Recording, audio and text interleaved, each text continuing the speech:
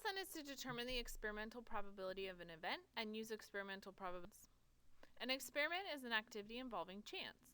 Each repetition or observation of an experiment is a trial, and each possible result is an outcome.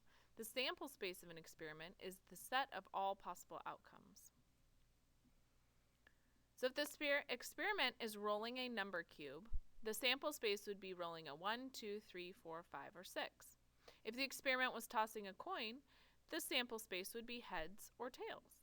If the experiment was spinning a game spinner, then the sample space would be spinning a red, blue, green, or yellow. Identify the sample space and the outcome shown for each experiment. A, rolling a number cube. Sample space, the options would be rolling a 1, 2, 3, 4, 5, or 6. The outcome shown is that they've rolled a 4.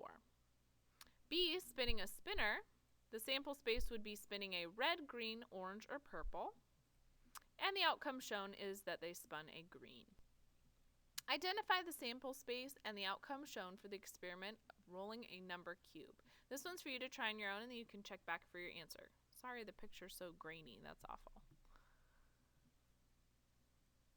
The sample space is 1, 2, 3, 4, 5, or 6. Those are the options, and the outcome shown is 3. An event is an outcome or set of outcomes in an experiment. Probability is the measure of how likely an event is to occur. Probabilities are written as fractions or decimals from 0 to 1 or as percents from 0 to 100. Events with a probability of 0% never happen. They're called impossible. Events with a probability of 50% have the same chance of happening as not, as likely as not. Events with a probability of 100% always happen. Write impossible, unlikely, as likely as not, likely, or certain to describe each event. A shoe selected from a pair of shoes fits the right foot. That's as likely as not, 50%. There's a left shoe and a right shoe, so it's a 50% chance probability that you will choose a shoe that fits your right foot. B, Katrina correctly guesses the last digit of a phone number. That's unlikely. There are a lot of numbers from 0 to 9 that could be that number. C, Max pulls a green marble from a bag of all green marbles. That's certain because that's the only option. So it's 100% probability he will pull a green marble.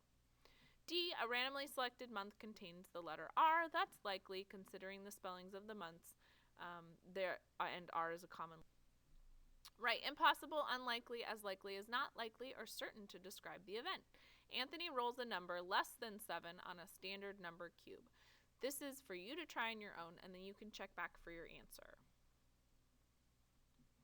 The highest number on a standard number cube is 6. Thus, it is certain the number will be less than 7. You can estimate the probability of an event by performing an experiment. The experimental probability of an event is the ratio of the number of times the event occurs to the number of trials. The more trials performed, the more accurate the estimate will be. Experimental probability. Experimental probability equals the number of times the event occurs divided by or over the number of trials. An experiment consists of spinning a spinner. Use the results in the table to find the experimental probability of the event. Green was spun 15 times, orange 10, purple 8, and pink 7. So if we're finding the experimental probability that the spinner lands on orange, we're looking for the number of time the event occurs, which you can look at the chart is 10, over the number of trials, which would be all of the spins added together. So 15 plus 10 plus 8 plus 7. So we end up with 10 over 40, which would reduce to 1/4. If the spinner does not land on green, the number of time the event occurs would be if it landed on any other color. So we would add together orange, purple, and pink, 10 plus 8 plus 7, over the number of trials or divided by the number of trials total, which is 15 plus 10 plus 8 plus 7. So we get 25 divided by 40, which is 5/8.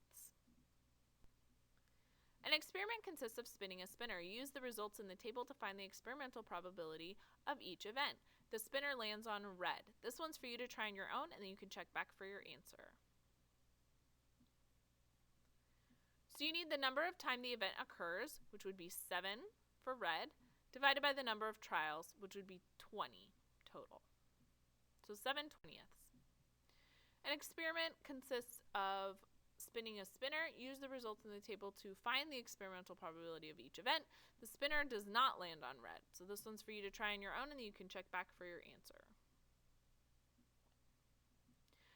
So the number of times the event occurs would be 13, that they are not red. That would be the blue and the green added together, divided by the number of trials, which was 20 total. So it would be 13/20ths.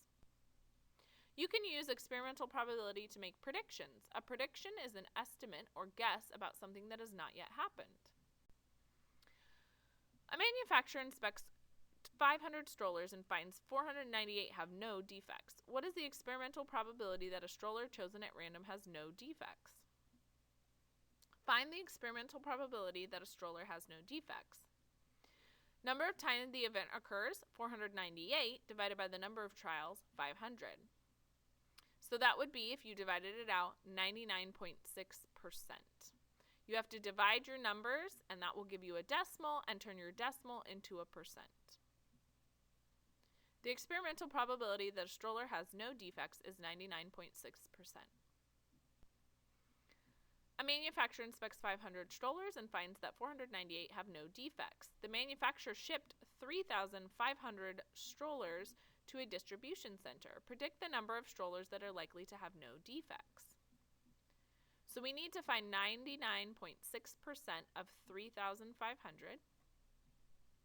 So we multiply the percent as a decimal, which would be 0.996, to the total amount, 3,500, and we get 3,486.